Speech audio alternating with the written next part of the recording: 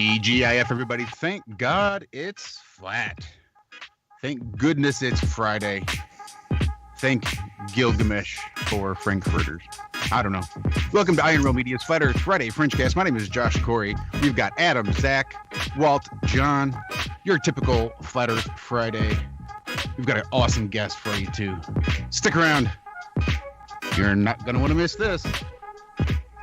TGIF, everybody. Thank God it's flat. Thank goodness it's Friday. Thank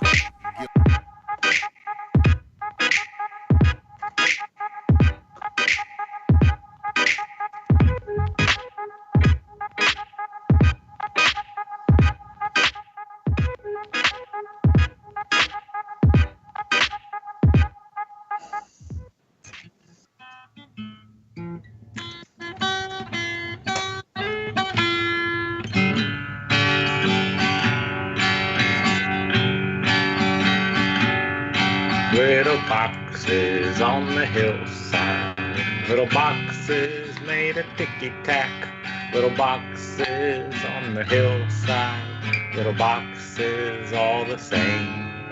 There's a green one and a pink one and a blue one and a yellow one.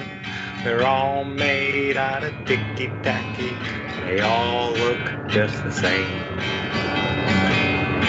And the people in the houses all went to the university where they were put in boxes and they came out all the same.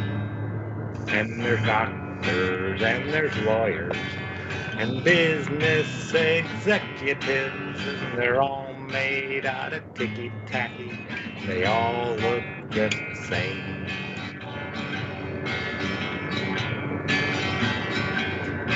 And they all play on the golf course and drink their martinis dry. They all have pretty children. The children go to school, and the children go to summer camp, and then to the university where they are put in boxes. They come out all the same.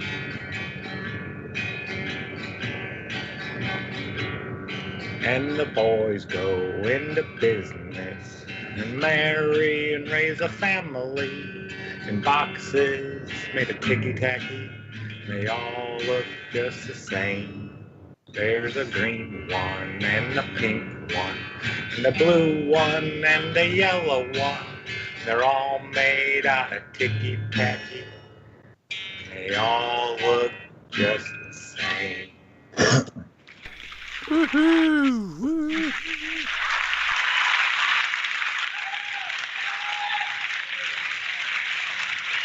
That is awesome.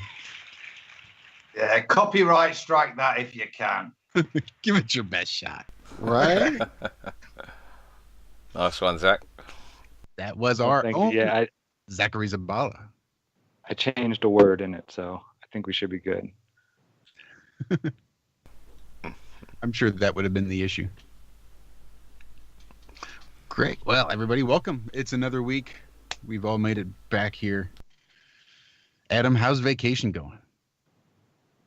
Oh, my friend, going fantastic. I'm settling in now. I'm reaching the halfway point, so I'm starting to panic that normality will have to resurface again. Unlike my friend, there's a baller over there whose life is free till the day he decides to end his freedom, even though it's been slightly delayed. But yeah, it's all good over here, mate. Loving it. Loving the time just to spend with, not at the moment, just with my wife and my two children. It's fantastic. So no one's killed each other yet, so it's not as bad maybe as the savages. Well, speaking of which, Mr. John... Thanks, I'm going to wear it out. Wear it out, yeah. No, it's been a good week from what I can remember. Yeah, I'm mullered today. I've got a house full of people, a mad dog, 6 hours kip. So yeah, I'll be listening and hopefully I'll get my mojo back in a bit. Well, I'll tell you what, John, I'm not necessarily scared of the idea of you sitting quietly. So do whatever you need to do.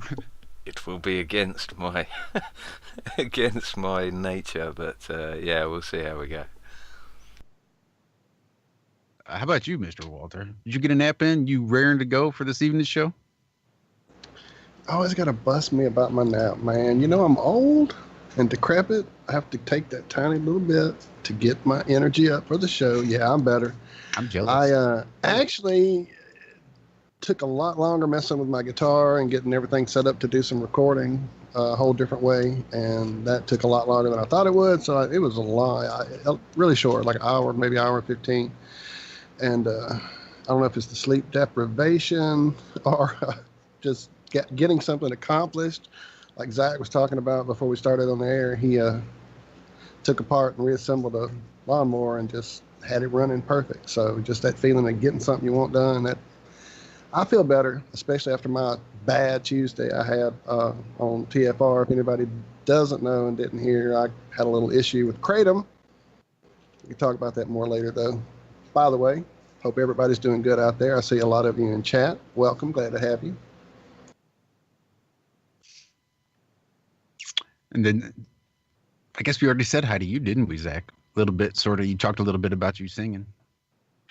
And you're still just hanging out, making hats, stocking up, getting ready to hit the road any day now. As soon as the man will send you your well-earned life credits, then you will be on your way, yes? Yeah, it's looking like about a week and 3 days now, something like that. Yeah, they didn't even know that I had quit at the corporate office until, because I'd gone up to Michigan with my uncle and all that stuff. And I got back and I waited a week thinking, okay, it's going to take a couple, at least 10 days and blah, blah, blah for the check to show up. And 2 weeks went by and then I called and corporate office didn't even know that I had quit yet. So none of the process had even started. So yeah, it was like I walked out the door and they just forgot about me. It was weird. People that thought you were still there. Yeah. Nice. So just that, yeah. But I'm putting good use to my time. Like Walt said, I took apart the lawnmower today, put it back together, and it worked. Don't know what I did, but I did something. Then made one hemp hat, and I'm about halfway through another one. So I'm being productive with my time. Yeah, enjoying it. That's the way to do it. And the hemp hats are going to allow you to not panhandle around the country. Yeah? That'll help keep a little jingle jangle in your pocket. Oh, yeah. Everywhere I go, people ask me, hey, I'll buy you that hat off you. Like, hey, I got one in my in my bag over here. I'll sell it to you. What size are you? Yep. Ooh, sorry. That particular size, I have but one left. That's going to just a little more. Sorry about that. A little extra. Yep. No, you know me. Size? Oh, looks like I've only got one of those too. Sorry, same price. We'll do this all day long. Yeah, it's going to be fun. Well, I think we should just jump right in because you, Zach, are sort of the one that booked our guest this week. You're sort of your first booking here on the Iron Realm. And from our Wednesday pre-show, you did a hell of a job. I'm really looking forward to this. Tell us a little bit how you came across this, Zach. Well, Anthony Riley got a hold of me asking me about how the equinoxes happen. 12 hours of daylight, 12 hours of nighttime. And I saw Jaron do a really cool presentation on it. But he didn't quite have it down. And then Anthony introduced me to Adam on one of the shows Anthony was having, and Adam just laid it all out. They've known about this for hundreds of years. Here's how it works. Don't know why this has been such a problem. It just, nothing anybody else I had seen had ever even looked at yet. And it was like so many things just right in front of our faces. But yeah, I have to give shout out to Anthony Riley for introducing me to Adam, AJ. And yeah, once I met him, I went back and watched all his videos, and they're just amazing stuff.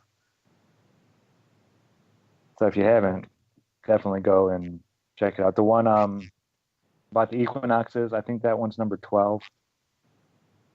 Well, you're talking about the Flat Earth Smarts video series from the channel Ajaycee1844. That's spelled out the letter A, Jaycee 1844. Ajaycee1844. I'll drop a link to his channel here momentarily so that we can, everybody can get over there and subscribe and share and get that around. Well, if you're super excited about the Flat Earth Smarts, I did include a link in the show description. So as soon as we are done here, Josh, pre-production. you go. I Every love it. Every once in a while, I'll hit it. But you can go ahead and right-click, pop that open in a tab, and maybe, I don't know, listen while you watch. I don't know. Maybe just wait till we're done here. Something to do tomorrow. That's what I'd do. Wake up with some Flat Earth Smarts on a Saturday. That's what I would do. So anyway, let's stop effing around. And let's just introduce Adam. Well, since we have two Adams, he's agreed to go by AJ. So AJ, welcome to Iron Realm Media. We are so happy to have you. Good evening, and thank you for asking me on. It Good is to meet you guys. Yeah, yeah, I've kind of watched you from time to time over the years. There's so much stuff going around, and it's just a chance to meet other people and find out who's doing what.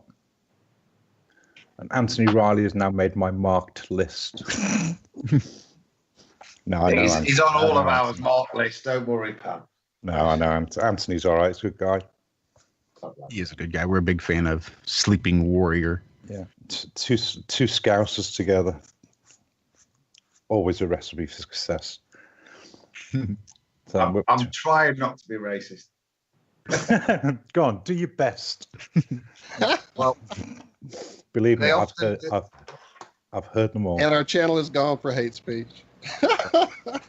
all I know is it only takes one Scouser to fill in a benefits form. Go on. I've got more, but I'll stop it because I'll upset half the family. Carry on. So All right, okay. So it's worse than the abuse we get from being from Nottingham, mate. Because we broke the miners' strike. So. Well, you can't have it every way, can you? You got some Scouts. You got some Scouts in the family. Most people around the world don't know what Scouse is. So it's kind of, there's one for people to go away and look up afterwards. Oh, go on! Can't you tell us? Scouts. Scouts is a nickname for people from Liverpool. But Scouse is actually stew, and quite how how one came to be known by the name of the other is beyond me. But it's Scousers are from Liverpool, and they speak with a terrible accent. The terrible accent. Yeah, they all talk like this. You were also going to tell us where the 1844 came from, or am I jumping the gun on that one, Josh? No, the 18.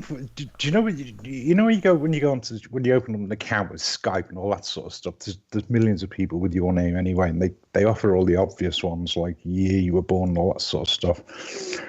And needless to say, 1963 is long gone, but 1844 is such a cool year in history.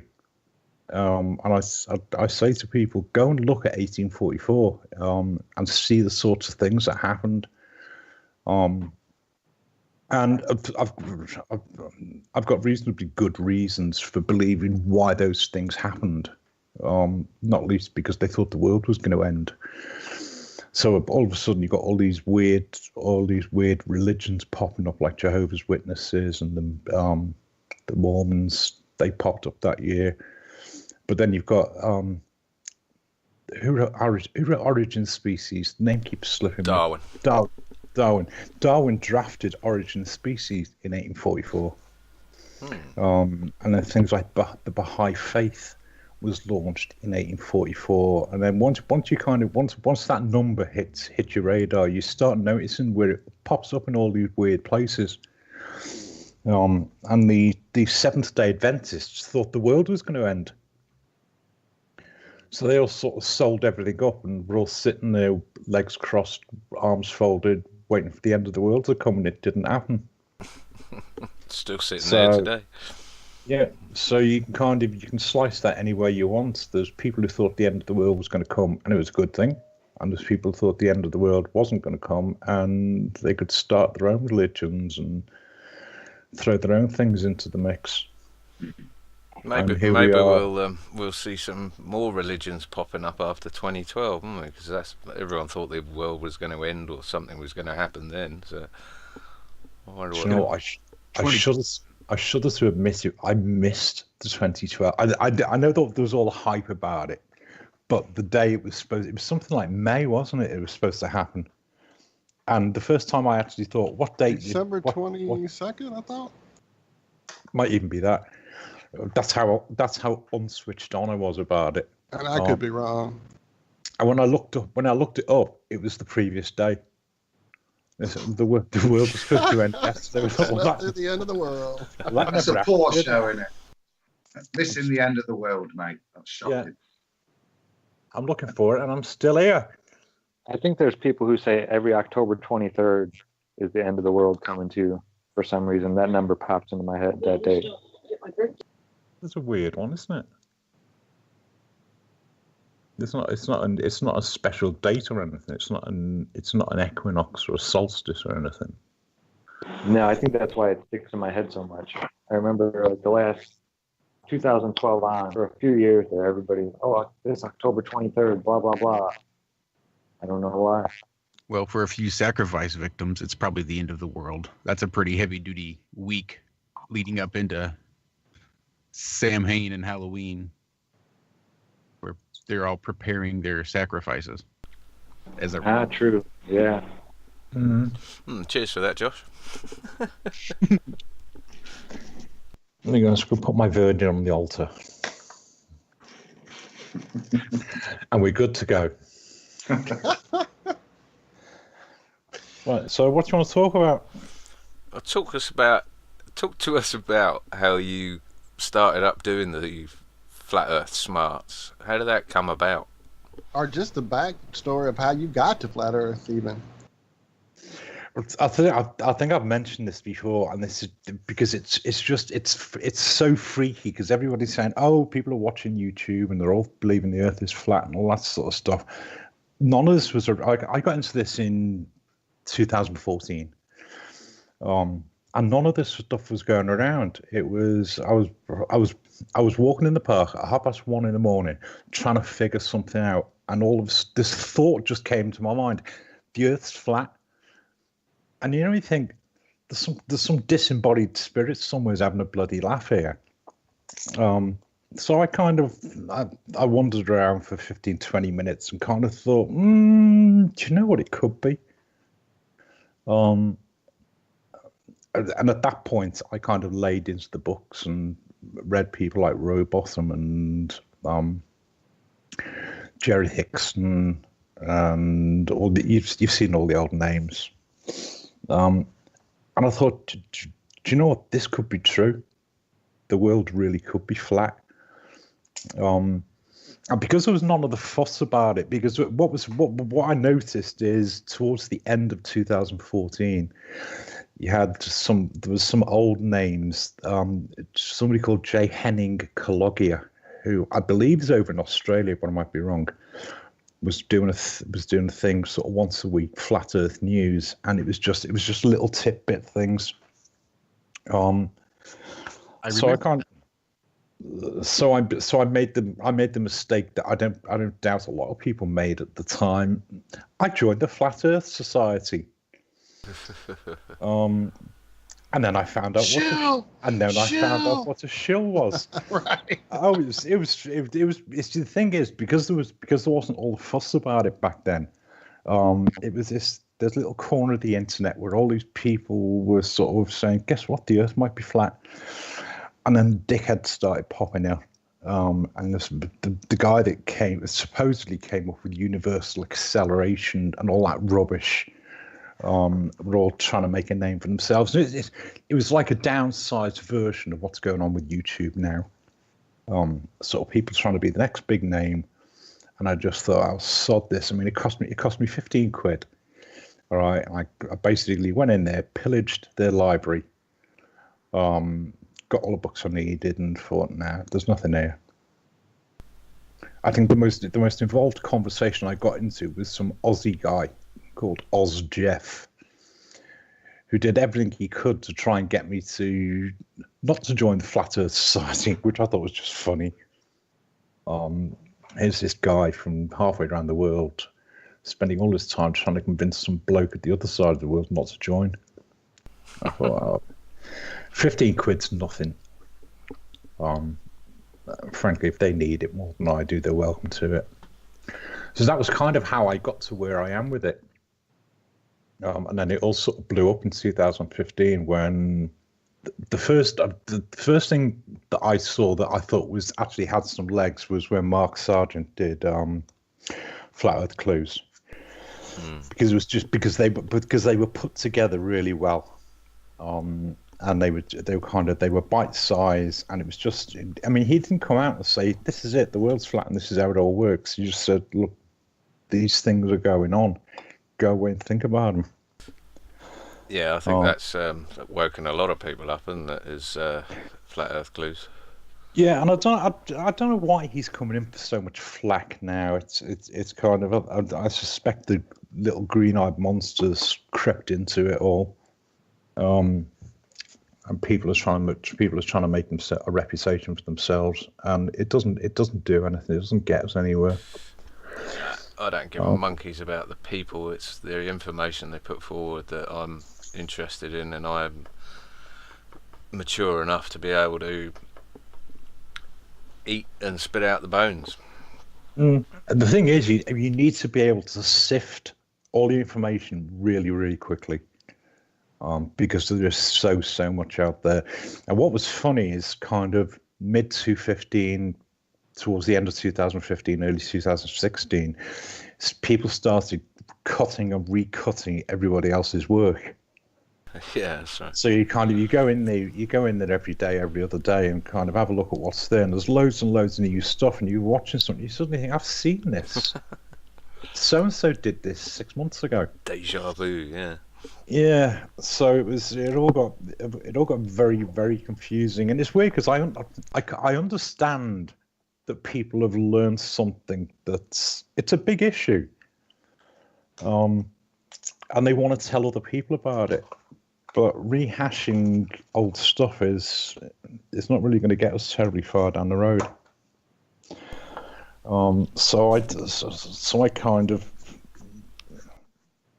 I'd want to see people. I kind of got to know a few people. I spoke to Mark, spoke to Antonio, I spoke to a few others, and I thought I've got nothing to really add to this. This kind of all the kind of this is how we think it works was all up there. But kind of as we went into 2016, I started to think there's some basic questions that we're not asking. Which is where I came up with Flat Earth Smarts. And it was never intended to be a series. It was going to be maybe half a dozen little bite-sized things to say to people, look, if this is what's going on, these are some of the things that you might want to consider. So if you look at some of the early ones, there was obviously it was a welcome episode, and it was to actually get there was some basic questions that I wanted people to ask themselves. All right, look, if you're going to get into this, can you stand on your own 2 feet with it? All right, because you'll get it full on. And can people make a decision about things that nobody else agrees with? So I thought, okay, put it together, put in a video. So I put this together in a video, and then there's other little ones bubbling under the surface. So the second one was Spare a Thought. And it was almost the polar opposite what the first one was. The first one was kind of people who think the Earth might be flat. There's some questions you need to be able to ask yourself. And then the second one was, okay, you think the Earth is flat, but if you just go and blurt it out to other people, they're not necessarily going to see it the way you see it. And kind of banging on at somebody for 4 hours it gives them a headache. So bear in mind that all right, the penny might have dropped for you, but it's not necessarily dropped for everybody else. So kind of give them a bit of breathing space. Right. It's hard in the early days when the excitement is burning in you and you just think everybody can just bing, see it like you did. I mean, of course they'll see it. And then, the insults start being hurled and the family members start questioning, glancing your way. And it's tough in those early days. The thing is, it's one of those subjects that's taught from a start position of ridicule. Okay, the first time we heard about people thinking the Earth was flat was when we were kids. I mean, I can remember. I can remember who taught me that the Earth was round. Okay, and she was the sweetest little old lady you could ever hope to meet. All right, and I don't think she was lying to me. She was teaching me what she'd been taught. But it was kind of it was put across as the people in the olden days used to think the Earth was flat, and we're much better now. We know a lot more than they do. And aren't those people in the olden days really, really stupid? All right, so for most people, they've got that ringing in their ears the first time you bring the subject up. It is the most stupid subject you can think of until you actually stop and think about it. It's kind of like the moon's made of green cheese. Can I just interrupt there, mate? You've just rung my bell there, thinking about when I first learned it. I'll I know, mine too. Go, Adam. Mr. Donnelly, and the moment that came in my head was across the back of the classroom. He pulled the solar system, and they were all there. Remember him describing to me that the sun actually wasn't that scale. That actually the sun would be bigger than that. It would go past my house, up to the top fields, as we called it, and would encompass all of that. And I always remember it was like a bit like the Australia thing, leaning back and going, "Ah, that's bollocks." And then, as Zach said, I got in my box. So sorry, interrupt, but it wasn't really literally. Oh, I'm sorry. Go, Adam. No, I've done more. Well, it was a pertinent point, that bit of brainwashing. It rung a bell there, I mean, really, AJ. Sorry. And I can remember in about third grade class, the day I can see the window. I was staring out because I spent a lot of time looking out the window. I was close to it. And they started talking about this flat Earth society and this flat Earth belief. And I was just astounded at the silliness because I was already a huge NASA fanboy at that age. You know, I'd seen all the rocket launches. And, oh, yeah, I can remember the day we first talked about the flat Earth and how silly and just old and ancient thinking that was. And we've, you know, Columbus, the whole 9 yards. Yeah.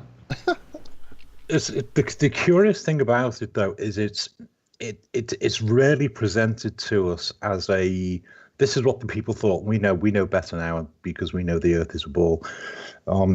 It's everything else that goes with it that kind of adds to it.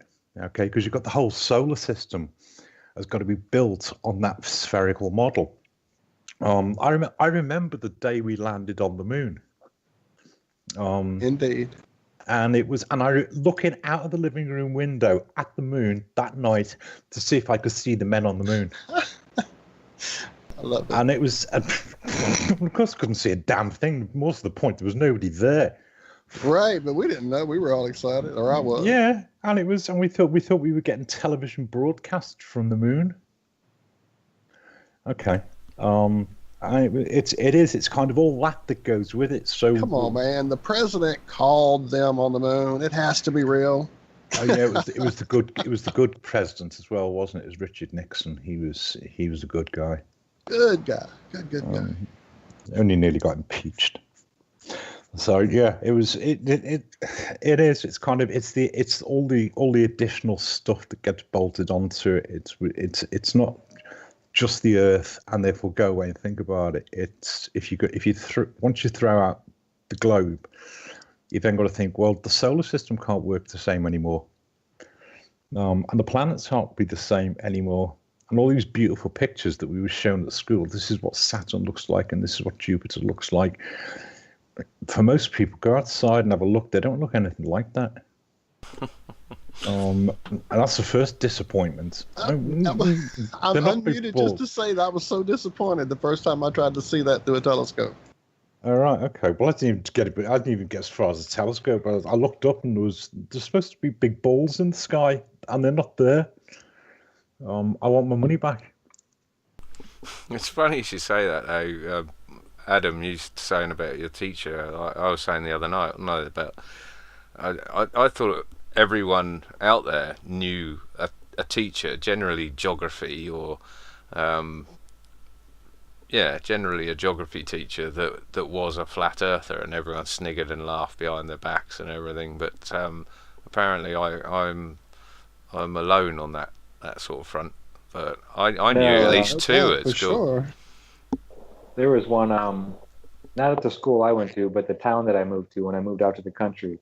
Everybody told me about this teacher. This was before Flat Earth, like as soon as it started, and I started talking to people about it.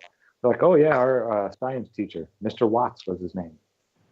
He always told everybody, if you could prove that the Earth was a globe, you can get an A in the class and not have to turn in any homework or do any test or anything. Oh, that's amazing. Yeah, that was his little seed that he'd planted in everybody's head. I don't suppose he's around for you to get him on our show, huh? No, I tried so hard to couldn't even talk to him. I'm not sure if he's even still around. I know he retired Right. like the year after or a year before everybody started telling me about it. Did anybody ever try and do it? I don't know. I wish I could have talked to him. I really, really do. Yeah, It's all, his name was Mr. Watts. I'd say I always find it interesting what subjects come under attack. All right, and when a subject comes under attack, there's normally a kernel of truth in there. And when people attack something, as much as this, it was kind of like I say, 2014. This wasn't on the radar. Late 2014, early 2015, it started to get off the ground, and the onslaught that came from people was right there at the beginning. And I say the beginning, I mean 2014 wasn't the beginning. This has always been here. I think it began to be fed to us in late 14, early 15. Yeah, that's crossed my mind. It hit my YouTube feed for no reason. I was not looking at Flat Earth. I was looking into the moon. I had seen the lunar wave and had no clue what was going on, and found Crow 777's channel. Granted, I see now the connection, but at that point, there was no reason for Flat Earth to be coming up in my feed, other people's feeds. It just seems like a release. I don't know. That's just what I've come to see over these last 3 years. I didn't know what YouTube was. All right, I'd heard YouTube was somewhere on the internet that people could upload their home videos. Right, it was a fancy music player. That's all it was to me until I started looking at the moon stuff. Right. Yeah, and now it's an industry, and it's making an awful lot of money, even on the back of this. So yeah, it's the fact that it was under such an attack that I just thought there's a lot more to this than meets the eye. Well, they certainly don't let flat earthers make any money on YouTube, so they must be raking it in with the millions. Probably, I don't know how many millions now. It was 19 million videos last time I looked. There's a couple out there making some money, sir. Don't be. It's free TV. All right, you look at what the television companies budget per year to run their programming, and YouTube does it for now, or it gets the content for now. What they put a few servers in an office building to keep it ticking over. It's genius what they created for themselves. Mm-hmm. The little pittance that creators get, but there are a few flat earthers that are making bill money. There's apps that you can check what a creator's whole 9 yards are when you go to their channel, just for everybody's information, so that you don't have to doubt whether we make anything, whether anybody else is making anything, whether they tell you the truth about it or not. You can find out for yourself. It's actually part of the YouTube system. You just have to get a certain app to I'll look mine up, Walt. See it all the time. I'll check it out for you, brother. I'll let you know. I just want to know what interest I'm earning on the earnings. But you're right about the, when you're over the target, you start receiving flack. That's without a doubt. But how weird did it seem when you actually started researching it and realised how easy it was to throw out the spinning ball? That's when it sort of hits you that, well, how come I've been taught this is the most ridiculous thing on the planet, and every cartoon has to mention flat earthers somewhere, and even presidents now, and all this sort of thing, when in reality it to someone with an open mind, it can take as little as 20 minutes to bust their ball into smithereens. This is it. At its core, it's actually very, very easy. Okay, and it doesn't take a lot. And we've kind of got complicated with people saying, well, present us with a model. Hang on, you've had 500 years to come up with your model. And we've come up with this in a couple of years. Okay, and it works reasonably well. Okay, there's not a lot there to it. But as you say, it's people need to kind of switch their ego off for 5 minutes, go and just listen and consider what people are saying, and they might learn something. Oh, they will, all right. And the funniest thing is the people that think they live on a little ball flying through space don't know their own model. Rarely, if ever. It's surprising how ignorant people are of the world they think they live in. I was telling you, wasn't I, on Wednesday, you just jogged my memory about a friend of my best friend coming down, and I was all set to give him Flat Earth 101, and we spent 8 hours and probably a keg of beer later with just me trying to explain how the moon always faced the Earth in the heliocentric model, about locking, phase locking or whatever it was. I had to spend, we spent 8 hours, and he was disputing it, and he was the heliocentric, and I was like, this is absolutely bizarre. We didn't even touch on flat Earth. It's scary that people will defend quite vociferously something that they don't even understand. Or they'll defend against anything that comes out of a flat earther's mouth. No matter what it is. You could say the sky is blue. No, it's not blue. It's just because it came out of a flat earther's mouth. You are clearly, if they concede to any point that you're saying, then it's as though they've sort of resigned to the fact that you're right or something. Yeah, it's irrational is all I can say. The thing is, it's at the end of the day, it's one of those things that people need. It's a decision people need to arrive at for themselves. Because Exactly. if the penny doesn't drop for them with the best will in the world, they will forever think, oh, somebody got the better of me in an argument, and that's the end of it. But of course, the problem with flat Earth is it cuts across so many other things in this world. All right, it was good. This is kind of how blindingly obvious it is once the penny drops. I kind of thought, okay, yeah, the Earth's flat, and then I had to start thinking about the solar system. I thought, well, hang on, if the Earth's flat, some of the solar system's got to be wrong. And that's when I read King's Dethroned. Brilliant book. Which is Jared Hickson. And this was in 1930s, I think it was. He didn't think the Earth was flat, but he knew we lived in a geocentric solar system universe. And he kind of set about trying to prove that from a global point of view. And it's worth reading if you're not quite sure whether you think the Earth is flat. Go and look at geocentric to start with. All right, go and look at people. I'll tell you who's done it more recently is Robertson Jenis, who still firmly believes he lives on a little ball flying through space, but he believes it's the center of everything. That's the Principle movie, isn't it? Yeah, Mm. and the thing is, I mean, it was actually a very, very good movie. Yeah. And it will explain a geocentric solar system.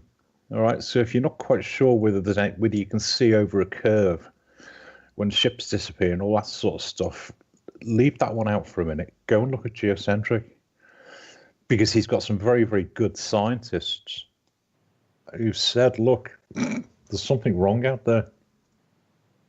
Yeah, something just doesn't fit with the geocentric. I mean, they're clearly intelligent people, and they can experiment and deduce that the Earth is not spinning. But where's the curve? I mean, that's got to be surely next on the list. Do you know if they've put time and effort in to try and test the curvature? Who? The geocentrics. I mean, like Hickson or whatever. If he was a geocentric, then couldn't he have used his intellect and his logic and reason to apply it to the next question? Okay, I found out that we're not spinning. Next question: is it a ball? I mean, why stick with the ball? It's bizarre. The good thing about the way Jared Hickson wrote his book, and I suspect that given more time, because I think he died a few years later, he actually had a second book in the pipeline, but didn't give a lot away about what it was. His first book, it's very, very well done. His first book was Undoing Heliocentrism. And what he did is he went back through history and he traced where did we go wrong, all right? And he traced it to a guy called Ulrima, who was Greek, if my memory serves. And Ulroma said the stars are infinitely distant. Okay, so everything they started to calculate after that was based on the stars being at infinity. All right, well, if you do a basic scratch of maths and physics, infinity it's largely a man-made function, and it's a mathematical function. That there's times that infinity is useful, but the reality of it is it's not infinite. We can see them, so they can't be that far away. But he traced it to that because all the calculations they had about which stars were closer or which of the wandering stars were closer was just based on parallax, based on the fact that the stars are infinitely distant. Roma did. Sorry, carry on. And they spun everything up from there. But the funniest thing was when they started guessing distances. All right, they knew things like Jupiter was twice as far away from Earth as Mars, or Saturn was 10 times as far away from whatever it was. They were all multiples of something else. Now, hold that thought for a minute, okay? They didn't have a miles and miles, feet and inches measurement, so they literally took a punt. All right, and they said, all right, if we think Mars is 150 million miles away, okay, then all the other distances we can just spin them up from that because they're simply multiples or fractions of that figure. All right, and that's where we got our modern solar system from. All right, they took a punt. That's a lot of the arguments you'll get is that proportional relationship. Nobody argues, do they, AJ? It's often that the ballers will quote at you as if it validates the numbers that they then ascribe to. I don't think anybody disputes the relationships. It's the numbers that are then ascribed to fit their model that's of dispute. Yeah. But the thing we've then done is we've cemented that in place with the astronomical unit. Okay, it's a unit. You can guess how big an astronomical unit is. It's the distance from the Earth to the Sun, and everything else is multiples of that. So it doesn't actually tell us anything. Nobody's ever gone and measured the distance from the Earth to the Sun or from the Earth to Mars or anything like that. It's all mathematical calculations and speculation. I'll go one further and say I don't even think it's possible without going there. All the transit of Venus and the light intensities, star intensities, and all of that, it's all based on a speculation at some point. The thing is, Tesla summed that up really well, didn't he? Because Tesla said, look, these mathematicians go off down these rabbit holes of equation after equation to come up with something that has got no basis in fact. Because the funny one was, and it was Jared Hickson that explained it, the distance to the moon. All right. Because everything else was it was multiples of massive proportions, and they were easier to do. The moon was, for all intents and purposes, it was local, and the guys that supposedly calculated the distance to the moon were two Jesuit astronomers called Lalande and Lacaille. And the way they did it is one of them they had to make a triangle, okay, going to the moon from 2 points on the Earth to give them the baseline, and then the sighting distance to the moon. So they said, well, all right, we need to be as far apart as possible, and that way our readings will be accurate. So one of them went to South Africa, and the other one went to somewhere in South America, I think. And they took their sightings supposedly on the same day at the same time, and they got back together. And when they got back together, none of the figures or their sightings worked. So they cobbled all the numbers together, and surprise, surprise, they came up with 232,000 or whatever NASA supposedly then confirmed hundreds of years later. And Jared Hickson took it apart, and he said, look, they couldn't have sighted the moon from those two locations on that date. That's right. Because the moon would have been out of sight. Elementary stuff, isn't it? Yeah. And eventually some of the governments tried to repeat it years later. I believe it was in the 1930s, but I'll be corrected on that. They tried to repeat it years later, so they got people like the Royal Engineers and the Navy, and they said, right, if we're going to do this, we need all this equipment, and we need to be here on this date, and we need to take a sighting, and we need to be able to prove that it was what it was, and it just never happened. So what Jared Hickson tried to do was say, okay, we can measure the distance from the Earth and prove that we can do it. And he kind of mapped it, but he thought we lived in a ball. And eventually it was little more than a thought experiment. I mean, reading it, King's Dethroned, I was actually in admiration of Hickson for his adherence to the ball model in how he was explaining how it didn't work. It was only, Wednesday when he told me he was a geocentrist that it all sort of made sense, and I was like, right, okay, that's why he kept harking on about, the ball. And yeah, the penny hadn't dropped before that, but listening back to it in the last day or so, it certainly sounds like he was a geocentrist, but given time, I think it wouldn't have taken too much to show him it was flat as well as stationary. The thing is, if you actually read all the way into his book, all the drawing, because he had all the illustrations done for it as well. All his illustrations are globe. And I remember the first time because I've read it a couple of times now, but I remember the first time I read it and I thought, does this guy think the Earth is flat or not? Yeah, that's what I thought. And it was only kind of halfway through, because what I did is, I told you I raided the Flat Earth Society's library. It's about all it's good for.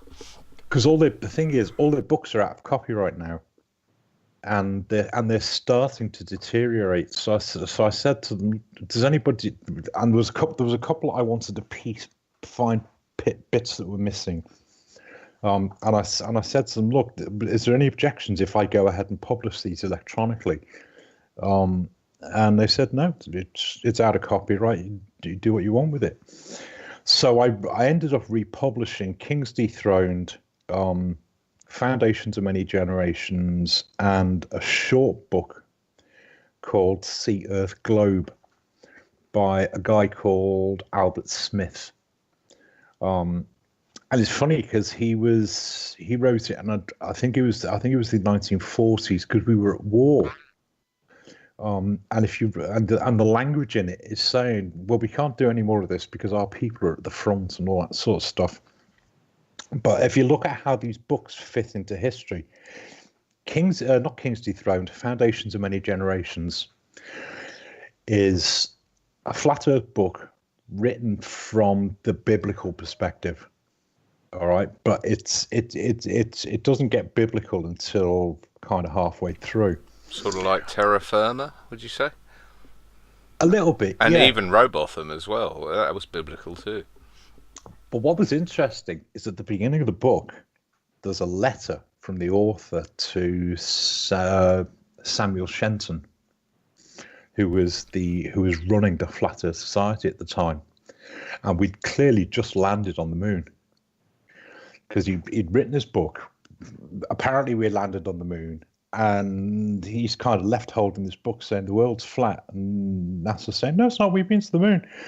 So he wrote a very nice covering letter to Samuel Shenton and said, "Look, I'm sorry. It looks like all of this is for nothing, but some of it still applies." So when I republished it, I included the letter with it because nice. it's a nice little marker in history. Absolutely. And it's not that long ago that people did believe the Earth is flat. So when did this book come out? The last one you were talking about? Foundations of Many Generations. Yeah. 1960s, early 70s, late 60s, early 70s. So that's recent, right? And I was also not aware that Hickson wrote his book in the 1930s. I thought it was around early 1900s, but I didn't realise it was so far into the 20th century. It's quite a way in. Where are these books, mate? How would people get a copy of them? Right. I gave them back as PDFs to the Flat Earth Society, but I've had no more dealings with them. I don't know what they did with them. The problem was it all got very political, internal politics, and people jockeying for who's going to be the leader. And you can't tell me to believe this. I'll do what I want. And they didn't disband, but they sort of dissolved off into little groups. And there was another group came out of it called the Flat Earth Society. All right. And it was abbreviated as TFES. Okay. And all they did is they launched as a website with forums on it. And some of the people that seemed to think through things a little bit more kind of banded together for a while. But the problem is they ripped all the backgrounds from Flat Earth Society. So anybody looking through it would think it was the Flat Earth Society. And it's not. They're two separate organizations.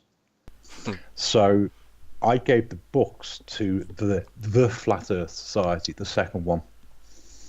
But I don't know what they did with them. Now, I've got copies of them, and I'm quite happy to circulate them to anyone who wants to read them. I was just wondering, archive.org, has that got an upload button or something? Or we've got a server. Sorry, whoever's... Well, no, I was going to say we are actively creating a database for just such things, PDFs of import. So definitely sometime in the next little while, once all this kind of... I'm not the technical guy. You need to talk to Adam and his crew. AJ, sure. To add some of these PDFs to our stuff. How many? We've got another 4 terabytes. It should have gone in this week, I think. Well, I don't know. Nice. Yeah. So, because we filled up the 8 we've got used already. And that's been more about preservation of flat earth material that's on YouTube. All right. Well, we may have to wait a minute to get these from you, but we definitely want to get them, sir. Thank you for I was just going to say, if anybody, I think AJ shared them with us, didn't he? in the week. I've seen something pop on my phone. Yeah, I saw it pop up. I haven't had time to pop through it though. Yeah, so they're in the chat, Thank- I think. Did you Oh, say 8 terabytes, Adam? Thank you, John. I just needed to clarify that. Adam, did you say we've already filled 8 terabytes worth of flat Earth information? Yeah. Fucking hell. And I haven't even given you my stuff yet. Right, Oh, I've got like a terabyte at least here waiting to go in. So Well, we had an early 2 from the database that we were given by Ether. So that shout out started. Ether. Yeah, and another shout out to Ether there, because we'd asked Ether to Yes. make sure the Iron Realm stuff was there, and he's also been working hard, like I say, ensuring that not just our flat Earth stuff, but those other people from within the community, their videos have been downloaded and archived and saved. So, but this actually all sort of started or mushroomed from Ether, you meeting Ether at the Flat Earth Conference in the UK, wasn't it? When he'd almost created a database himself. Isn't that right, Adam? Yeah, it's just like anybody in Flat Earth, isn't it? I always remember Josh saying to me early days, if you want something to happen, just go and do it. And Ether was there. He'd got this database, and he was talking to anyone that was he was heading up to the main headliners, and then we ended up sitting next to each other in the audience.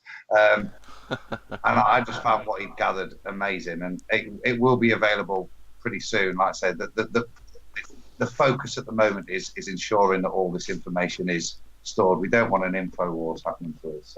So there you go, AJ. If you want somewhere securely to have it put, we can put it on the website as well, can't we? Yeah. Which Hopefully someone will tell us what it is in a minute. And that Iron is Realm the Media. ultimate goal as well, John. Yes, we will have a link. The original version we had on a different company's web design was set up with a lot of access. Well, not a lot, but some access to PDFs. So we definitely have that working. And that's shout out to Laura. I was going to say, and that's Ether's partner, Laura, who seems to be doing a great job on the website, because we don't have time. Well, whilst we're going sideways a little bit, there's been a little bit of stuff in chat, and I just want to give a big shout out to Sandra Coolpix P900, who I think we're all desperate by the middle of September to be able to call her Sandra P1000 Coolpix. There's a GoFundMe in there, just like Rant is, and the extra validation we can get with both these people on the same coast, independently taking these pictures, it will really strengthen stuff. So, if anybody's got a spare $5, $10, whatever, I got to put the brakes on. It's not quite like Ranty's. Ranty is modifying his P900, so he's going to have both. If you go over to Sandra's GoFundMe, the link, Adam, I know you posted it. I posted it a little bit up above you, so it's in there a few times. But if you go over there, she's going to give her P900 away to one of the donators. So if you go and donate, you're going to have the chance to get her old P900. So it may not. Ooh, I'd say that sounds interesting. So I'm not quite. Everybody's interest just peaked. I love it. Awesome idea, Sandra. Going to be like the highest bidder, so whoever donates the most gets it, which would make the most sense, I would think. So go over there and give generously, and I'm maybe definitely out. who has given the most, or just go over there and see who's given the most and go up another $20. Yeah, you What's and me, the highest Walt. bid, Bob? right. Yeah, are we turning into bid up FE? I just thought it was a really cool idea on Sandra's part, giving away that old P900 and doing it that way on the GoFundMe. Brilliant. Well, if anybody could put a bid in for Ross, I think he's desperate for it. The thing is, it's actually a nice idea that she's thought to do that. Because not everybody can afford it. And if she wants to go up a step further, it'll get somebody else onto that ladder. But there's so much information sloshing around that I've seen occasionally, I'll see people who say they're trying to put a library of stuff together, and it's never really gone anywhere. And you look at, because Flat Earthers are doing some fantastic experiments. and if we're not careful, we're going to lose it all. It's going to just get lost. It's just going to get lost in all the noise that's being made. Yeah, I totally agree. And so- not all of us can afford it. You know, it's hard keeping up these swimming pool maintenance costs and stuff. It's just like, you know, gets to you. Yes. And my servants are having to be cut as well. So Do you know how much a Filipino pool boy costs nowadays? I've not had one lately. Before we go down that line, yeah, no, you're right. The experiments that are out there, I mean, good times for all. Zach, the experiments you've done, I hope they're safeguarded. Things like Phuket Word, you know, there's so many fantastic videos out there that could be wiped tomorrow. I mean, look at Balls Out Physics for a start. If you can't. Well, that's right. It's Brian Mullins. He had his YouTube channel taken down, or took it down himself from outside pressure from shitbags. You know, we got to keep this stuff. You know, and like Crow has moved it onto his own server with the Crow 777 radio. It needs to be taken out of anywhere that can blanket censor or even shadow ban us, which YouTube's already admitted they're doing, with literally saying that they're shadow banning or they are suppressing Flat Earth by name. There's a video out there saying that. I'm sure most people have seen it by now. Yeah, it's important that this stuff gets backed up and it doesn't end up in the hands of people that can wipe it, or even, you know, divide it and get rid of it, like the Flat Earth Society sort of website ended up doing. I think that's probably a point that I'll ask for permission from you, AJ, is, if you don't mind, can we stick and dump particularly the smarts? Because I love the smarts, and I do want to give a shout out to that, not only for getting shit clear in your own head, but as I said to you guys on Wednesday, for me, it's a very well-mannered, and you might say you ain't got a Thomas the Tank Engine, but a Scouse accent, but it was like listening to a Thomas the Tank Engine story. I spotted that accent straight away. It was calm, it was soothing. The way you present the facts is very calm and sensibly and politely put as you go through some of the slaps that you have to take in the face as you realise some of these realities. So yeah, a shout out to everybody out there. If you've not seen it and you think you're past that point, I know all about Flat Earth, I don't need the debate, use it, because it's a really, really useful tool as you introduce friends into Flat Earth, and it's a much more eloquent way than me of explaining it to family. And I think if John had used them, it'd be a lot less than 4 hours talking about the moon. It's one of those things we steer a line at the end of the day.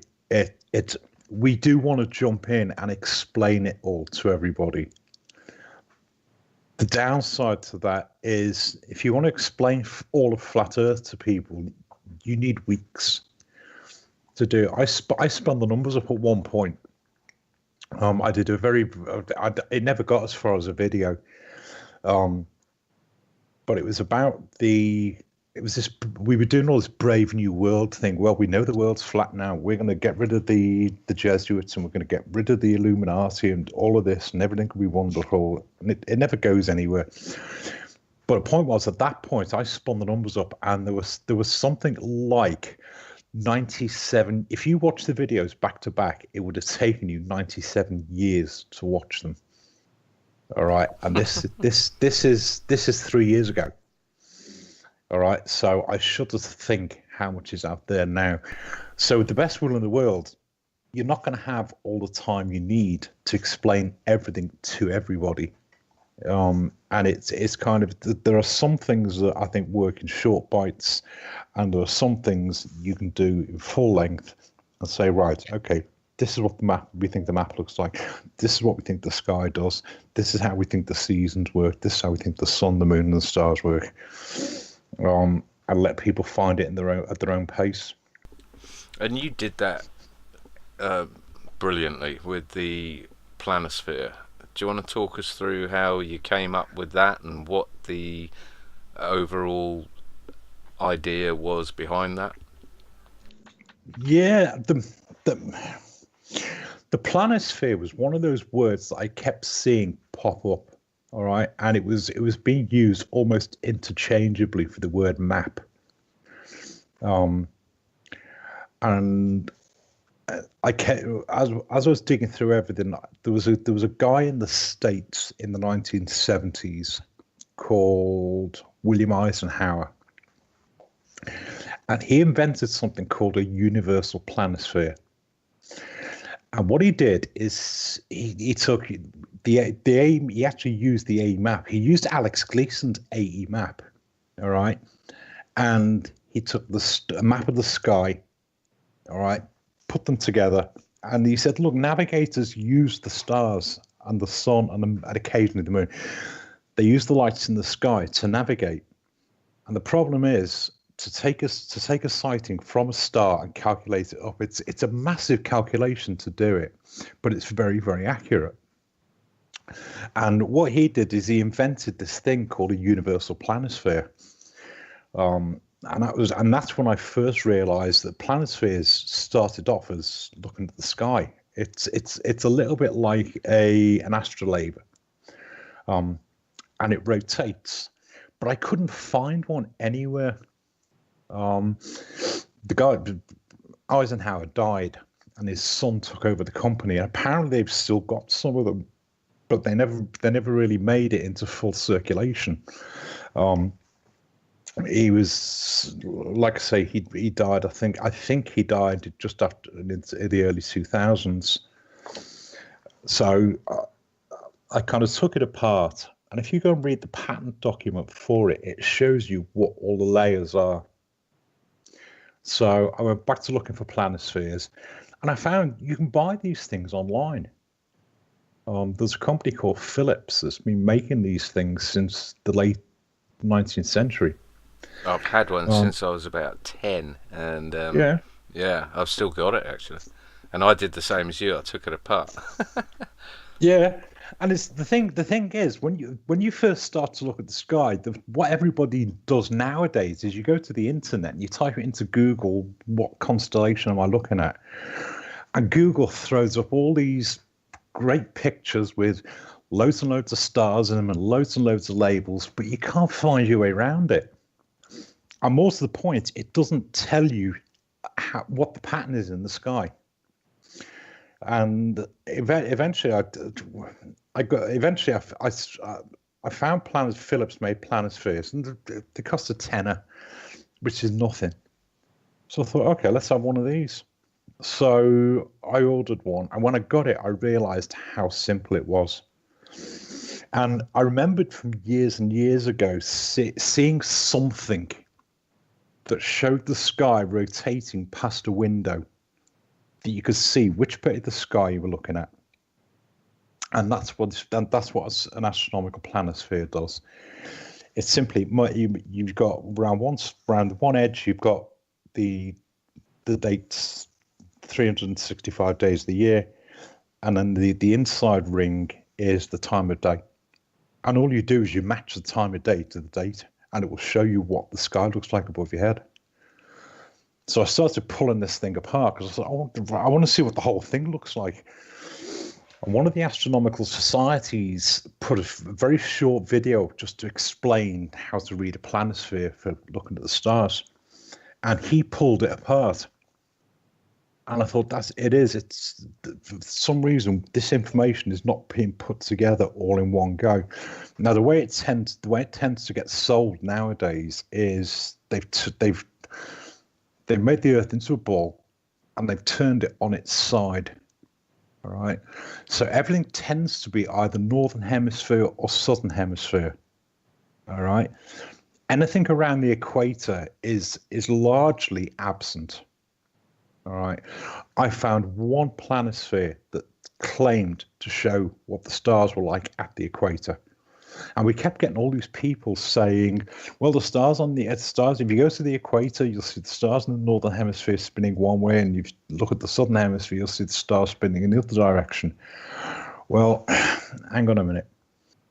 If you're on the equator and you look in one direction, they will spin one way, and if you look in the opposite direction, they will spin the other way because you're looking the other way. Duh. This is not hard, all right. But the only planisphere I found was made by a company called Rob Walrecht, and they've actually cheated. Because what they've done is they've shown they've shown a planisphere, but they've put northern hemisphere on one side and southern hemisphere on the other side. So you never get the two hemispheres shown on one map.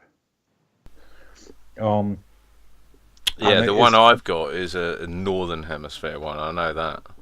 Yeah, the furthest south I found, this Rob Walrecht supposedly does an equatorial one. But it isn't an equatorial planisphere. It's 10 degrees north. All right. And basically, it's a northern hemisphere planisphere. So, okay, we're not going to buy one of them. And eventually, I found the glow in the dark one. And the nice thing about the glow in the dark one is you can pull it apart and put it back together. So I could get to the star map without wrecking it. And I realized that this shows the stars from the North Pole all the way out to 60 degrees south. So all that was missing is that last 30 degrees around the edge. Interesting. So I thought, all right, let's see what the last 30 degrees looks like all on one map. So what I did is I went and bought a southern hemisphere planisphere, and you can work out where the stars are, and plotted that last 30 degrees. So I now had a full map, go from the North Pole all the way out to the edge. And we then started getting people saying things like, oh, well, Sigma Octantis is there, and that proves that we don't have a ball. No, it doesn't. And most of the point, I don't know what you think you can see. And we seem to be asking the wrong questions. All right. We seem to be trying to accommodate the globe from a flat Earth perspective. And sooner or later, something is not going to work. Right, and people were putting these videos up saying this is southern hemisphere star trails and it proves that we live on a ball. Well, it doesn't prove anything. It's star trails in the sky. There's nothing to identify what it is you're actually looking at. We've actually got a member of the panel that's in Townsville in northern Australia, northeastern Australia. It's a shame he's not on the show now, because we've still got a lot of experimenting to do, but you really took it apart on that one. That really clicked with me. The thing is, we seem to be asking the wrong questions, right? And people saying, because all the globers were saying, well, what about Octantis? Okay, well, what about Octantis? What is it you're actually seeing up in the sky? Okay, because if the sky is simply a disk above us or a flat-ish surface above us, and there's no reason why it shouldn't be, it doesn't look like what you're saying it looks like. And we keep trying to accommodate these arguments, and nobody was actually saying, well, what is it you're actually seeing? Now, the funny thing is, right, the constellation is called Octans. Okay, now Octans was discovered. Remember those two names when we were talking about Jared Hickson. Yeah. Okay, the two guys that supposedly calculated distance to the moon, Lalande and Lacaille. Okay, well, Lacaille was the guy that discovered Octans. And when he discovered Octans, it was back in the 1700s, 1750s. When he discovered Octans, it had 4 stars. That was why it was called Octans. I would have thought 8. Now it's only got 3 stars. because one of them burnt out. One of them burnt out. Went out of business. The thing is, octans is a very dim constellation anyway. Your average brightness in the sky is sort of what do they call them? Grade 1, grade 0. It's a scale that starts at 0, all right? And as the numbers go up, the stars get dimmer and dimmer. Okay, so a category 0 is a brightish star, something like what's the Sirius most well-known or something. star? Sirius, yeah. Sirius was actually a cock-up because they were grading all these stars in the sky, and they were saying this is what magnitude it is, and these are the brightest ones, and these are the brightest ones, and they suddenly realized Sirius is even brighter, so they made Sirius a -1. It's the only star with a negative brightness. Really? Is that because it's a binary, or they claim it's a binary, or did they make that bullshit up afterwards? Oh, your guess is good as mine. Who knows? It's kind of I know throughout history, Polaris has, they say like around 300 or so, astronomers said that there was no pole star. That Polaris couldn't even be seen. And then I know from the 70s, Polaris has very slowly been getting brighter and brighter over the decades, they said. Well, the thing is, I mean, Polaris is only a magnitude, it's a 3 or a 4. It's not incredibly bright. And certainly a lot of the other constellations in the sky are much brighter. You're going to look at the zodiac signs. All right, which is what navigators use, okay? And they know what the rotation period is. That's what you saw the sidereal day is. And that was another one of those things that kind of hit my radar. There were too many coincidences, all right, for how long a sidereal day was, how far the sun supposedly moved in a day. Because people now say, well, there's 24 hours in a day, so we know the sun takes 24 hours to go around. It doesn't actually. It takes 23 hours, 56 minutes, 4 seconds, a sidereal day. All right.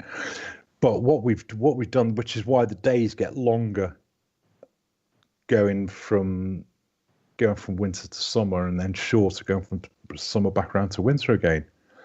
It's simply that the sun becomes visible slightly earlier each day. So when I found out that the sun goes 361 degrees in a day, which is what one sidereal day will do, I thought, hang on, this is too coincidental. If the Earth is spinning and that's why everything's moving, there's something wrong, all right? And then you throw the moon in as well. So I kind of started trying to take that apart. And the nice thing about the planisphere is it's got the ecliptic, which is the circle in the sky that the sun follows. Because all the heliocentric model has done is flipped everything upside down or inside out. Okay, it's exactly the same model. All right, and if people have got a problem with that, go listen to the principle, because the scientists themselves will tell you the same model works for heliocentric as it does for geocentric. So it's not like we've done some convoluted maths to get us there. And this is where we come back to just to drag it back to the fact that flat Earth is the most ridiculous thing you've ever heard on the planet. If you even consider it, you're a moron. And we now have a whole batch of scientists, astrophysicists, everything else, admitting that it can work on both models. So how stupid is the flat Earth model if they can't even distinguish between it? Well, this is it. Well, I don't think we're actually that far off the mark. Okay, and it was I did one of the video number 11. It's called The Missing Link. Okay, because people can go back and have a look at these, and you kind of get the drift of where it's going. But when I got to episode 10, I thought, okay, this was in the middle of or everybody arguing about this is the map and that's the map and no, that can't be the map because this is wrong and I'm debunking it and all that sort of stuff. So I thought, all right, take a look at what we've got. All right, how much of it is workable and how much of it isn't. All right, rather than simply saying, no, your whole thing is wrong and therefore I'm right, all come and worship me type thing. So what I did in episode 10 is I took a closer look at Gleason's map. Okay, because a lot of what's on Gleason's map works. Okay. And then from Gleason's map, I found Eisenhower's planisphere, which is episode 11. It's called The Missing Link. All right. And what Eisenhower did is he linked Gleason's map to the stars in the sky. Okay, so it said, with this map and these stars, you can navigate. All right, and he was granted a patent on that in 1975. Okay, he actually got 3 patents on his universal planisphere. So that map is good enough for navigation. Okay, so what I did with episode 12 is explain the planisphere and the stars in more detail for people, because it was one of those things I kept looking up at the sky and thinking, hang on, the moon's going the wrong way. Right? Last night it was there, and tonight it's further the opposite direction. It's not supposed to be going that way. All right. But well, it goes west to east, doesn't it? Of course. Like you said, inside out, back to front, arseways, it's everything. Yeah. Sorry, carry on. Yeah, because the thing they can't explain is that the moon is moving. The moon is not moving at exactly the same speed as everything else. All right, so the moon is moving under its own power. Now, the strange thing, and I've not found enough information on this yet. Apparently, the moon goes retrograde every so often. Okay. All right. Now, I'll tell you who's interesting to read is Albert Smith, because what Albert Smith did, he did it very short. It was only 60 or 70 pages. It was almost an idiot's guide to the flat Earth. All right, it was kind of, if you can't see this stuff, you've got a problem. Okay, and it was some real common sense questions. And that's the Sea Earth Globe document, isn't it? That's Sea Earth Globe, yeah. Gotcha. But one of the things he did in there is he said, look, the moon goes retrograde, and if the geocentric system globe Earth has got any truth in it, then the retrograde doesn't work for a globe. Okay, it's as simple as that. It doesn't work. It falls apart. Okay, now I didn't explore it any further at that stage, and other than kind of filed it away. The moon goes retrograde at certain points. But I thought, okay, I want to find out what's going on with it. So the planisphere is great for showing the sky going by day. Okay. So what I then realized is that if you want any details of where these things are on a moment by moment basis, you need to get a book called An Ephemeris, yes. Which was episode 13. All right. Count the ways. Now the thing is, an ephemeris, ephemeris aren't used generally by astronomers. They're normally used by astrologers, because they want all the planets and how far one planet is from another planet, because it means your wife's going to run away or whatever it means. But they've got a remarkable eye for detail. AJ, any chance you could get your ephemeris out and screen share? Please never. No. I know, it's getting late here. Right. I think it's really useful when you showed it to us. The level of detail is quite astounding. Not only, you know what I mean, in terms of all the lights in the sky. I nearly said the P word. I was quite amazed when you showed us that the actual level of detail, not only of what it lists, but how detailed it is in its list in terms of by the day. Right. You could see that? Yes. Got your mountain. Wicked picture. I was going to say, don't you fin me, savage.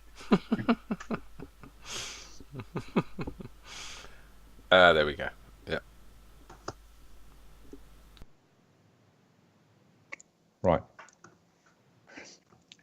An ephemeris simply shows month by month, all right, where the sun is, the moon is, where the stars are. So at the top of the page, let me get a pointer up. See if we can zoom in a little bit. I think there's a zoom button up there. No, I'll tell you what I'm going to do. Just hold on a minute, because all this detail, most of it you don't need. Okay. That's your daily ephemeris. I'll come back to that in a moment. Okay. That's where the planets are. That's what those little symbols are. Okay, and they're the houses as well. How far it is through each house, and then down at the bottom, you've got where the planets are. Okay, and this here just shows what relationship one star is to another star. That's what the astrologers use. Okay, but this is the good bit. Okay, so close that. Open that. Is that a real photo, your backdrop? It's one of the ones that comes with Max. Ah, okay. Comes with Can you see that? Yep. Right. This is the good bit. This is that top left-hand side of the top of that left-hand page. Okay. Mm-hmm. And it works like this. There's the days of the month in that column. There's the corresponding days of the week. All right. Now, what you've got to remember is there are two clocks that are running. Okay, and the solar one is neither of them anyway. Okay, you've got the sidereal, which is the rotation of one rotation of the sky is a sidereal day. Okay, so by our clocks, a sidereal day is 23 hours, 56 minutes, 4 seconds. When you say one rotation of the sky, you mean, say, you're looking at one star at one night, and the next night the star crosses the exact same point again, and they hit the timer, and it's not 24 hours. Yeah. Right. So it's not to do with the sun, because the sun does take 24 hours. Is that right? No, the sun goes around in 23:56 and 4 seconds as well. But what you've got is the sun is slightly. If you start off at 21st of December, okay, the sun will not quite have gone all the way around each day. So what happens is the days get longer. Right. All right. Until you get to the middle of June. Okay, because what you've also got is you're also having a little bit of slippage on the other end of the day as well. So you're saying the sun's rotation is not constant? The sun's rotation is constant. It doesn't take 24 hours. It takes 23 hours, 56 minutes, 4 seconds. Right. Okay? Can I ask so you're losing 4 seconds. You're losing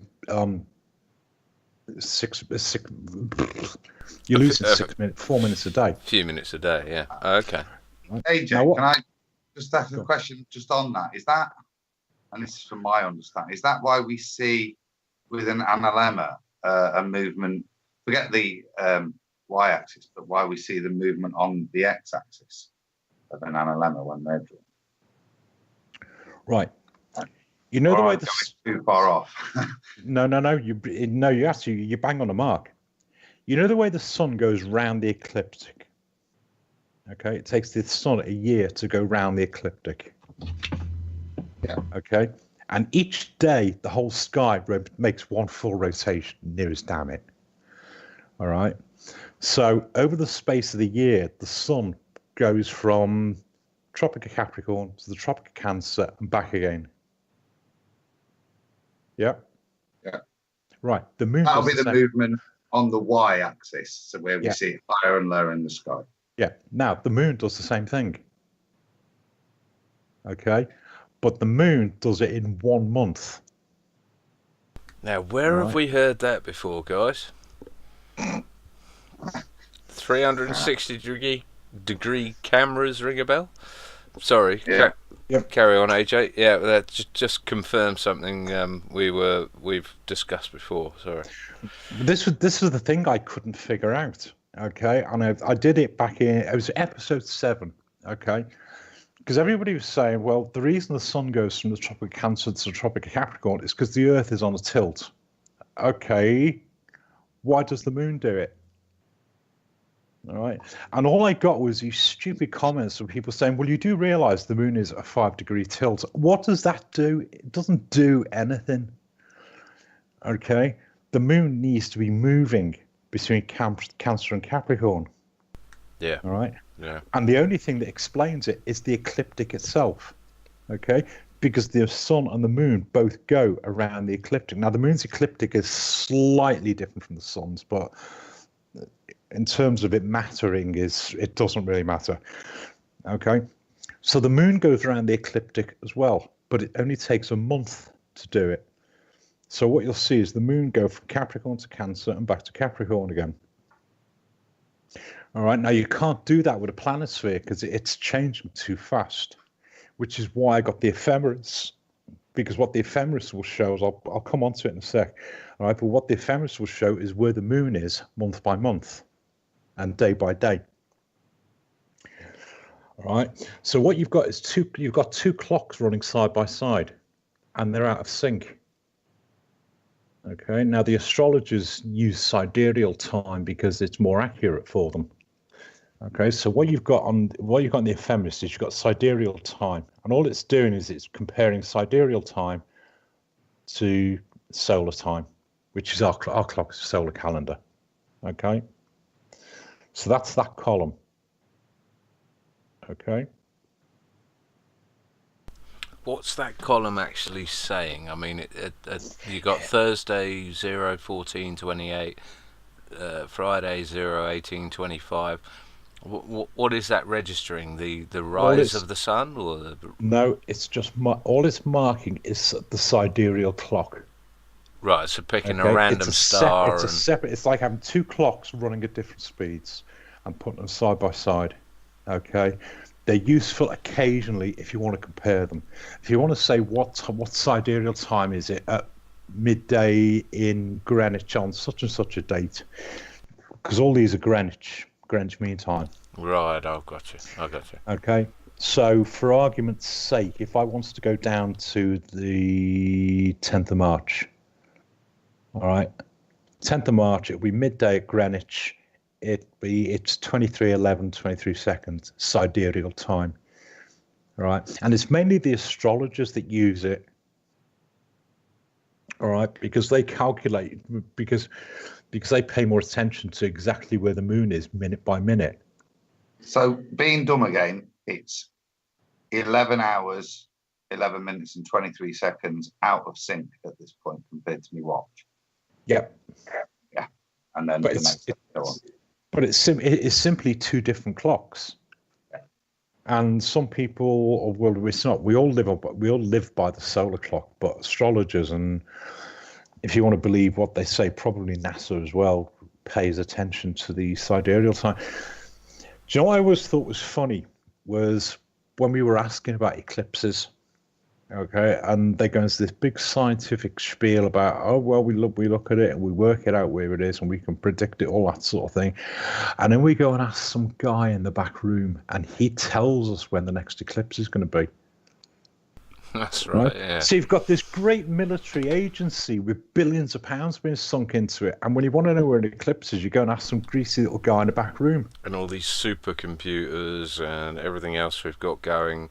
And you've still got to go back to the one guy, a retired NASA guy, as far as I remember. Is that right? Does anyone remember his name? But he's the one.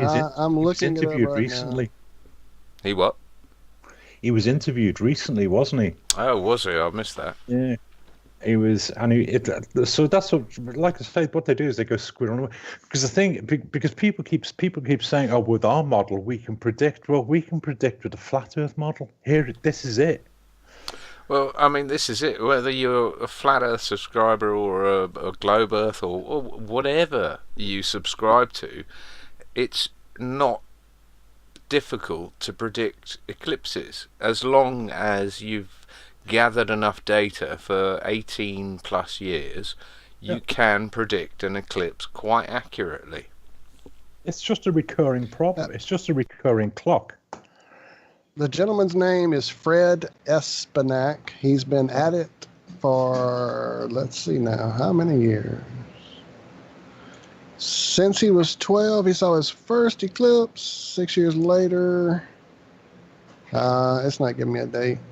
We covered this on Ironworks, didn't we? We talked about him, not when he started, though. Familiar. I love the fact that sidereal is just spelled side real. It's real time, just on the side. Yeah. What was funny was when I did this episode, people started saying, "Oh, sidereal time's just made up, so that they can hide that 24-hour days don't work on a spinning ball." No, sidereal time is very real. All right, and it's a very real clock that the astrologers and most of the astronomers use anyway. Sorry, I have to share this. In this article, it says as he started working for NASA, but as a young Espenack embarked on what would become a lifelong dedication to chasing eclipses, he discovered a troubling reality. There weren't many books that had good maps of upcoming events. Well, I thought we had this all figured out for thousands and thousands of years. That's why the ball works. We could eclipse, predict, and all this crap. But apparently, no, not when he started. Well, there's 2,000-year-old astrolabes today that are still predicting the eclipse to the, minute. Am I wrong? The irony being that to predict something in a ball model, you need... Give me a minute, guys. A flat model. No worries, AJ. Say again, Adam. Just say, is that not the irony then, that to predict something in the ball model, you have to actually take the prediction from a flat model and then just stick it in your ball, because the ball model is incapable of actually doing these predictions? Well, you can't even predict it in the ball model. You have to go to a guy called Espenack and have it confirmed, and God knows what they're going to do when that guy passes on. Well, as soon as Adam gets back. Sorry, Zach. Maybe it's a good time to take a break. Sorry, Zach. We're stamping all over you today. No worries, guys. Yeah, when we get back from the break, though, we need to ask AJ about the other objects that the ephemeris covers also in the sky, and how they're awful close to where these positions are taking place during eclipses. Yep, you just rang my bell, mate. Yeah, maybe that's where this guy is actually getting his information from, and not from government sources. Yeah, in the article it says that, according to him, anyone can do this. They just have to read the same material he has read and do the math. He's the only one doing the legwork. That's why he's the go-to guy. Whatever you do, don't look up in the sky and make your own data. You've got to go and look at what he's looked out and sort it out from there. Don't, whatever you do, look up and make your own data. Big shout out to Rob in chat. Speaking of our buddy down there in Townsville. Yep. Hey, Rob. About time you're due back, I'm sure. Hockey season's got to be over soon, mate. Didn't he threaten it for last week and piked? Yep. Take that as a yep, then. Listen, Rob, get in, man. So I imagine at this point someone is lining up some tune. I've got it. Give him, I'm ready to go wherever we are. You that man. Just go ahead and do it up now then. Hit that button. Do it. I'm muting out. Right on.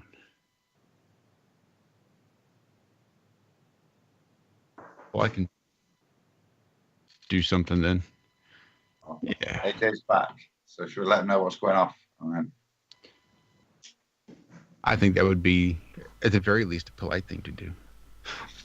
Dragged up right knee, mate. Dragged up right. So we're hitting just about the hour and a half mark, maybe just a little over.